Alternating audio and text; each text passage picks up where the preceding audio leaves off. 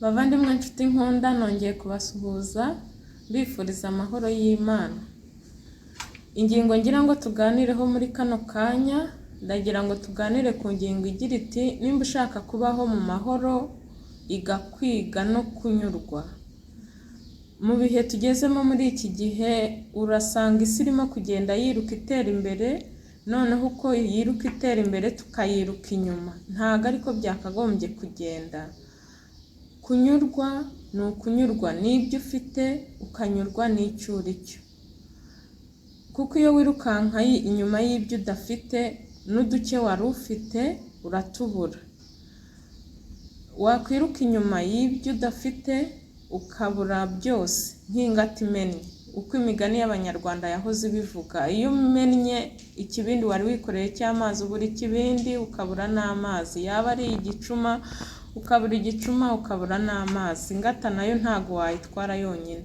N'isi tugezemo niko igeze, irimo gutera imbere cyane, ariko ntitwihute cyangwa ngo dushukwe n'ibyo itwereka, kuko birahita. Ni ibintu byihuta cyane ariko birangira vuba.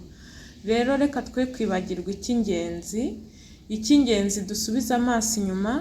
Twaremewe iki? Twaremewe kubaho mu rukundo rw'Imana, kubana n'Imana, kubana na bagenzi bacu. Rero uko isi iri kugenda itera imbere, turi kurushaho kugendana nayo, ahubwo tukibagirwa icy'ingenzi. Iga kunyurwa na duke ufite, uzabaho mu mahoro, kuko nunyurwa na duke ufite ntabwo uzararikira ibya mugenzi wawe. Nunyurwa n'icyo uri cyo ntabwo uzararikira ubwenge mugenzi wawe afite udafite, impano afite udafite, ariko imwe ufite uzayibyaza umusaruro kandi ugere kuri byinshi byiza. Ariko nurarikira iby'abandi uzahora uhangayitse, nge nzamera kuriya ryari, nge nzakira ryari, bigatuma uhora udatuje. Ariko iyo wicaye kuri kamwe kawe k'amahoro, ugakorana umutima utuje, nubona n'utuntu dukeya utubeho mu mahoro. Ariko ushobora kubona byinshi wabiruhiye ntubibeho neza. Rero niyo mpamvu mvuze nti iyi ngingo ibagirira akamaro, nimwige kunyurwa, muzabaho mu mahoro. Kuko niyo urarikiye ibya mugenzi wawe, niho usanga tugeze kure. Inzangano zabaye nyinshi muri iyi si dutuyemo. Wabona mugenzi wawe ateye imbere ugaharanira kumusubiza hasi.